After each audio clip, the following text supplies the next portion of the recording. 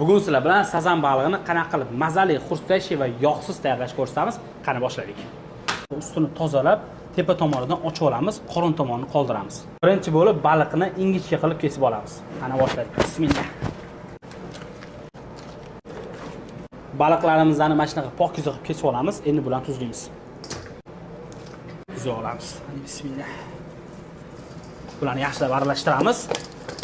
Baliqlarimizni sirazi qo'rmaymiz, 7 minut kutamiz, keyingini qovuramiz, tuz o'ziga singib olish uchun. Endi sazan baliqlarimizni unlab olamiz. Qani bismillah. Yaxshilab qoqib tashlaymiz, yoqib tashlaymiz. Yog'ini mana shuni harakatga keltirib olamiz. Tashlaymiz qani. Mashalloh.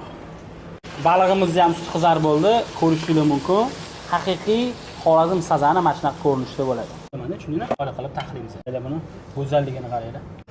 Mana shunaqa qovurilgan buxonka chesnochniy nonlarimizni ustiga qo'yamiz.